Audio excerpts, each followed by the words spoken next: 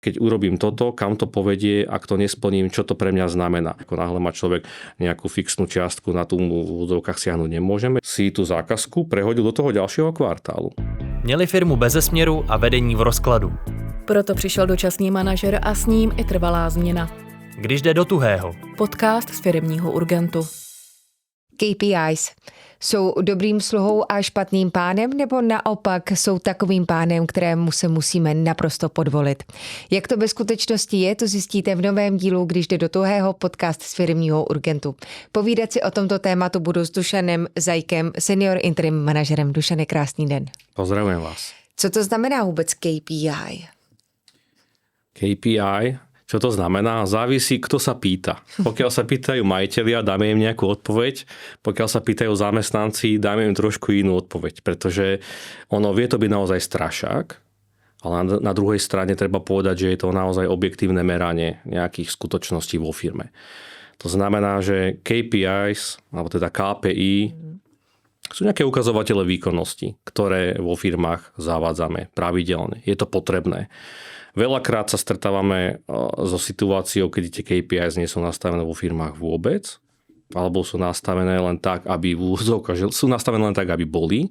To znamená, že sú nastavené do takých úrovní, kedy tak či tak ich každý plní a dostáva plnú časť mzdy a tým pádom to nejakým spôsobom nepôsobí pre tých ľudí ako nejaký motivátor. Jak často jsou KPIs nastavené nerealisticky, ať už na tu nebo druhou stranu? Ono zasa závisí, že v akej firme, pretože my sa častokrát stretávame s KPIs tým, ako pôsobíme v stredných a malých firmách, že KPIs nejako nastavené sú nastavené častokrát aj nejaké výnimky, respektíve tie KPIs vieme prispôsobiť, alebo majitelia predtým, ako ich oni nastavili, tak ich prispôsobili tomu tímu do nejakej miery. Hej. Zasa na druhej strane sú potom veľké firmy, kde je to absolútne nemožné. To znamená, že tam sa to KPIs nastavuje vyslovene od stola, niekto rozhodne, ideálne keď tú firmu trošku pozná, vie, aké sú procesy, tie KPIs nastavia a podľa toho sa ide. Ja som zastanca skôr toho, že naozaj nemyslím si, že máme niečo lepšie ako KPIs, to znamená, že musíme sledovať čísla, musíme sledovať, ako sa darí dosahovať tie čísla zamestnancov. Ono je kľúčové to, aby tie KPIs neboli len tým, že keď Jožko na obchode minulý rok doniesol za 500 000 obratu, tak tento rok mu dáme 600 000, hej, aby sa mu to navýšilo. Je to tiež nejaká cesta, samozrejme, treba ísť aj týmto spôsobom, ale malo by to vychádzať z nejakých objectives alebo nejakých tých cieľov, ktoré má celkovo firma. To znamená, že ono by to malo ísť smerom z hora dole. To znamená, že keď vieme, máme nejaký finančný plán, kde tá firma sa má nachádzať na konci roka, z toho si potom odvodíme jednotlivé KPIs. A nie len na obchod, ale aj na ďalšie oddelenie. Jak se vůbec celkově stavíte k systému odměňování a udělování nějakých benefitů nebo peněz navíc na základě toho, že můj tým nebo daná osoba plní KPIs? U obchodu je to asi přirozené a normální, ale co u ostatních zaměstnanců? Áno, na tom obchode to ešte nastavené častokrát býva. Častokrát relatívne aj dobré. Skôr je to potom o tom, že čo tí ostatní. Hej, naozaj treba ísť z toho cieľa vrchného, aký firma má, kde chce byť číselne na konci roka, keď to berieme na ročnej báze a z toho potom odraziť KPIs pre ostatných. A ono to naozaj nie je jednoduché, pretože tie procesy treba trochu poznať. Preto aj my, keď prichádzame do firiem, tak napriek tomu, že to je interim management, napriek tomu, že očakávajú výsledok včera, napriek tomu my potrebujeme pár dní, pár týždňov na to, aby sme do tých procesov vošli troška hlbšie a podľa toho potom tie KPIs prispôsobili. No lenže realita je častokrát taká, že my do tej firmy prichádzame a oni tie KPIs tam v podstate nie sú. Hej. Alebo, hovorím, sú tak nastavené, že tak či tak má každý všetko. To znamená, že dostávajú už tú plnú čiastku mzdy a s tým sa potom nedá až tak veľmi dobre hýbať. Ako náhle my prídeme s tým, že to budeme meniť, alebo že budeme mať väčšiu kontrolu nad tým, ako tie KPIs budú merané, tak zasa sa dostávame do komplikácií, pretože tým ľuďom to treba veľmi dobre odkomunikovať. Samozrejme ľudia ako náhle sú zvyknutí na nejaký ten v úvodzovkách štandard, ktorý majú, tak s ním hýbať nechcú. Zároveň niečo nám určuje aj zákonník práce. To znamená, že ako náhle má človek nejakú fixnú čiastku, na tú v úvodzovkách siahnuť nemôžeme, čiže môžeme ísť potom len do nej niekde vyššie. treba naozaj zvážiť najprv to, že na čo tá firma reálne má, kde má byť číselne a podľa toho potom s tými ľuďmi komunikovať. Zároveň, ako som hovoril, vo veľkých firmách sa nastavia KPIs a ideme. V tých menších firmách častokrát potom bývajú nejaké výnimky u tých ľudí, pretože a ja si dovolím povedať, že aj tie treba zobrať do úvahy. Pretože keď sú tu aj dvaja obchodníci, jeden môže mať trh číslo 1, a druhý môže mať iný trh. Môže to mať ďalej, keď tam má cestovať, má väčšie náklady, alebo mu to viac trvá. Jeden má malých zákazníkov, druhý má stredných zákazníkov, veľkých, kde sú väčšie obnosy, ale zasa oveľa dlhšie trvá, kým toho zákazníka dostane. To znamená, že sú tam veľké rozdiely a práve tu potom vstupuje tá druhá časť, ktorá je podľa mňa veľmi podstatná, a to je, že to KPIs, aby sme nebrali vyslovene že ako číslo, aby sme sa nehnali len za tým, že nastavme to od stola, tu na to teraz rozdáme zamestnancom a budeme sa tu smiať a čakať, ako všetci budú všetko úžasne plniť. Ono je to o tom, aby sa s tými ľuďmi komunikovalo priebežne počas roka, aby na začiatku roka vedeli, že prečo to KPI je také, aké je, čo od neho reálne potrebujeme, ako ja viem tomu človeku pomôcť a supportovať ho, aby to dosiahol. Pýtam sa ho zároveň, či má všetky nástroje na to, aby ho vedel dosiahnuť. A skôr priebežne počas roka to vyhodnocovať, pýtať sa, ako to ide a spojiť to naozaj trošku aj s tým osobným. Nebrať to len vyslovene ako číslo, ktoré si na konci roka skontrolujem a buď poviem áno alebo nie. To, co mi připadá, že je takový klasickým trendem, je, že i když nesplníme KPI, tak ke konci roku na ten příští rok je přesto firma manažeři navýší. Dává to smysl? Ono zasa veľa určuje aj trh. Naozaj stáva sa to, že firma si to KPI nastaví a príde na trhu nejaká nepredvídateľná okolnosť a zrazu teraz čo s tým. Hej? Tak nesplnili ste, alebo budeme to brať, že tak objektívne ste na to nemali nárok. Tých situácií je strašne veľa. A poviem aj zasa takú druhú stránku tohto celého, a to, že ľudia sú veľmi vynaliezaví. Veľmi vynaliezaví. Ja hovorím, že to KPI ohraničuje ten výkon z obidvoch strán.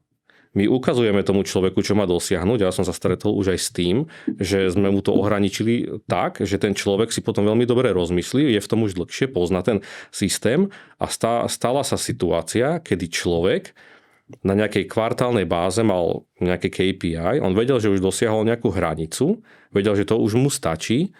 A keby to KPI nemal, tak a nezamýšľal by sa nad tým, tak by sa snažil stále, hej, aby tržby pribúdali, aby mal ten svoj predaj, aby tam mal tú nejakú obchodnú maržu, to ako má mať. Ale človek vie, že na budúci kvartál plánuje ísť na mesiac na dovolenku s manželkou, tak doslova viem, že bola situácia, ktorú sme riešili, že ten človek si tú zákazku prehodil do toho ďalšieho kvartálu. Hej.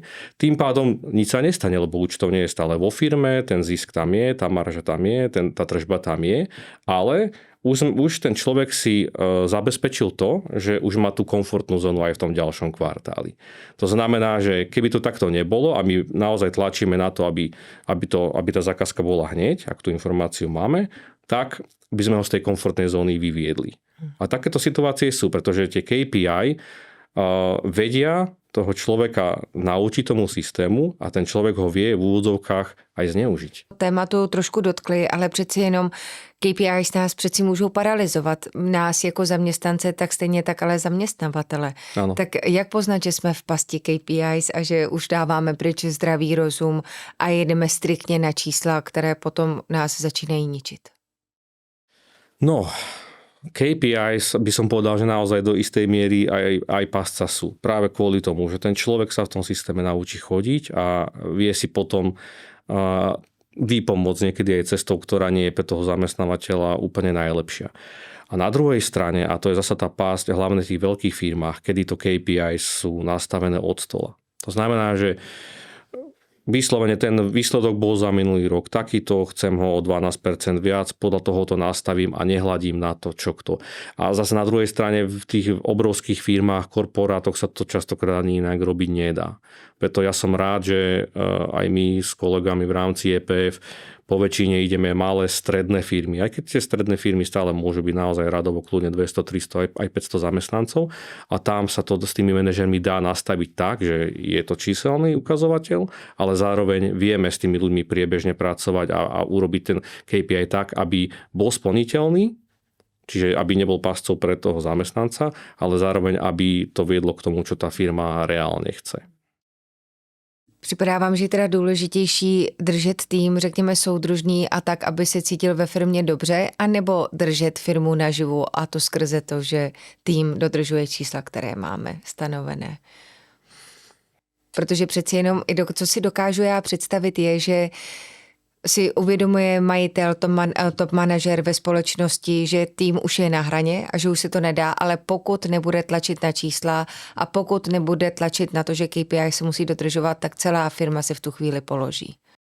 No je to tak. A tí ľudia, keď idú ráno do práce, či je to obchodník alebo ktokoľvek, a tak dáme príklad toho obchodníka, alebo tamto KPI je také najviac používané alebo najviac známe, tak on určite nejde ráno do práce s tým, že tak ja vstánem, lebo viem, že KPI a teraz musím to dať a chcem to. To nie je nejaký jeho motivátor v tej práci. Určite nie dlhodobý, keď samozrejme sú ľudia, ktorí sa takto nastavia a nejaký čas dokážu ísť, ale koniec koncov tí ľudia nechodia do práce kvôli tomu, aby splnili nejaké KPI. Oni tam chodia za prvé za to, aby nejaké peniaze zarobili a ten KPI im dáva možnosť si zarobiť prípadne viac, keď sú šikovní, keď sú snaživí. Hej? Čo tiež častokrát býva problém, že keď niekto príliš prešvihne to KPI a manažéri to vidia, tak potom podľa toho takéto dokáže on, prečo to nedokáže aj ostatní a vedia potom takýchto ľudí častokrát aj vyštvať z firmy, pretože im kazia, hej?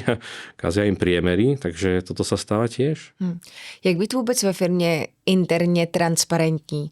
Měli by se napříč odděleními říkat nahlas, jaký KPIs mají stanovené, nebo je to něco, co by se mělo držet vždycky uvnitř určitého týmu?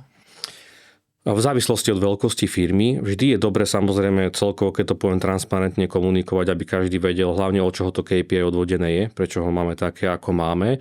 A ja som zase potom zástanca toho, že hovorím k tomu KPI pridružiť aj to osobné. To znamená, že nejak priebežne s tým človekom konkrétne, individuálne sedieť. Keď je to veľká firma, tak to nemusí byť vyslovene výkonný riaditeľ, môže to byť nejaký úsekový vedúci alebo obchodný riaditeľ, alebo keď je to KPI, ja neviem, na nejakom inom úseku, tak zasa šéf toho úseku a postupne s tými ľuďmi si on v priebehu roka sadne a vyhodnocujú to, rozprávajú sa o tom, či je to nastavené tak alebo onak. A zasa KPI sa stále bavíme, že častokrát sú to čísla.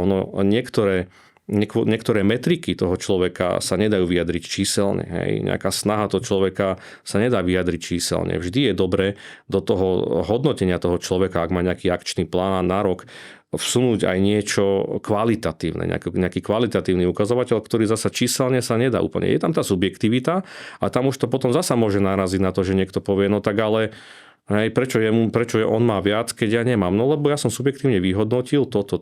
U teba je to u neho je to na 10 bodov, u teba je to za 5 bodov a je tam tá subjektívna stránka, ktorá do nejakej miery by tam taktiež mala byť. Čiže ideálna kombinácia je jednoznačne mať čísla, dáta, bez toho to nejde, určite áno, ale brať do úvahy aj vyslovene nejaké tie rozdiely aj v tých ľuďoch, v tých povahách, lebo niekto je dobrý v tom, niekto zasa v niečom inom.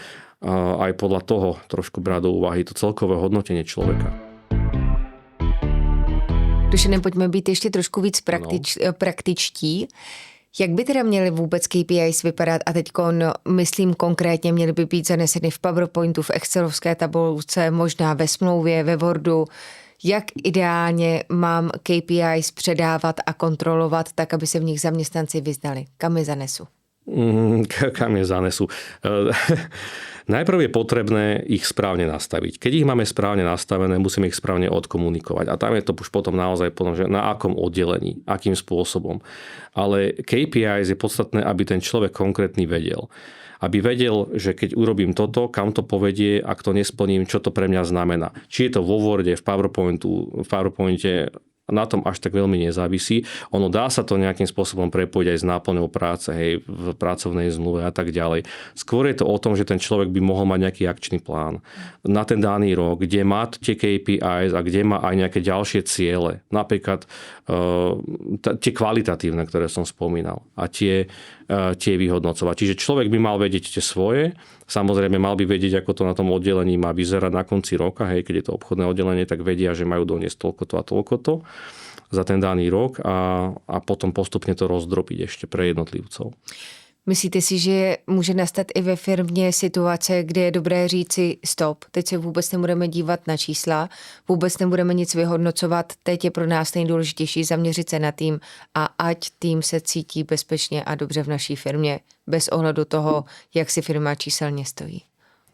Stáva sa samozrejme aj toto. Prvé, čo keď toto spomínate, ma napadne nejaký startup. Keď sa zoberie banda nejakých nadšencov, idú niečo spolu robiť a tá firma začína o 2, 5, 10 ľuďoch, tak naozaj tie KPIs častokrát pri tých startupoch nie sú ani dôležité, pretože tých ľudí ženie nejaká motivácia dopredu, oni chcú niečo dosiahnuť, majú nejakú víziu, majú nejaký produkt alebo nejakú službu, ktorú vedia, že na ten trh dajú a že to bude zaujímavé a oni proste idú. To znamená, že tu nadávať nejaké KPIs nie je ani zapotreby, pretože tie nárasty tých prvých rokov sú obrovské. Čiže predpokladať to a podľa toho to nastavať je zbytočné. Zároveň, keď človek vyslovene tú motiváciu má, tak to KPI na tie prvé roky pri nejakom startupe by vôbec nemuseli byť. Hej. Potom je to už o tom, že tá firma sa rozrastie a zrazu už aj možno nadšenie klesá, alebo respektíve tí, ktorí začínali s tým startupom, tak sú na tých manažerských pozíciách, majú tam ďalších ľudí, ktorí už to nadšenie také nemusia zdieľať a tam už potom prichádza ten čas, kedy sa to nastaviť má.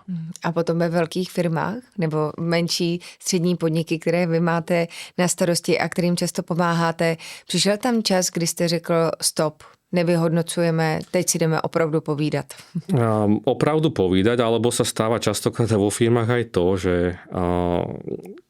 KPIs alebo celkovo nastavenie nejakých komplikovaných alebo nových vecí pre tú firmu, keď sú to fakt, že prichádzame, že to KPIs tam predtým nebolo, alebo sa vyhodnocovali a príde do tej firmy obdobie, kedy absolútne sú zahltení, že príde nejaká veľká zákazka, komplikovaná, niečo sa stane, tak zrazu tieto systémové veci častokrát idú stranou. To znamená, že všetci sa zamerajú len na to, aby ten problém vyriešili, aby tá zákazka čo najrýchlejšie odišla, aby si mohli vydýchnuť. A veľakrát sa stáva, že práve v týchto komplikovaných situáciách alebo komplikovaných časoch tieto systémové veci idú do úzadia. Lebo človek sa zameriava len na to, aby vyriešil ten základný problém, ktorý tej firme má a potom spätne už vyhodnocovať je to častokrát komplikované. Čiže KPIs nastaviť, ale nastaviť ich naozaj v nejakom období, kedy tí ľudia majú čas do toho vstúpiť, pretože aj pri tom KPIs ja hovorím, že nie je dobre to urobiť vyslovene od stola. Tí ľudia to musia mať komunikované ideálne, ak ešte majú možnosť tiež do toho nejakým spôsobom vstúpiť. Aj keď tu na tiež pozor, lebo ľudia si vždycky budú hájiť svoje. To znamená, že treba to brať s nejakou rezervou, ale zasa tvrdím, že treba dať ľuďom aj priestor, povedať ešte počas toho procesu, kedy to nastavujeme, aby aj oni to trošku viac brali, že je to ich, že sú s tým stotožnení, nie len to dať od stola a sledovať, ako to krásne funguje, lebo to častokrát to tak nie je. Duša, nesouhlasíte s tím, že KPI jsou vlastně dobrý sluha, ale špatný pán, anebo to není pravda? Určitě je to tak. Já vám moc krát děkuju za to, že jste byl dneska ke mně takhle upřímný a věřím, že i vaše osobní KPI jsou perfektně nastavené. Ďakujem veľmi pekne.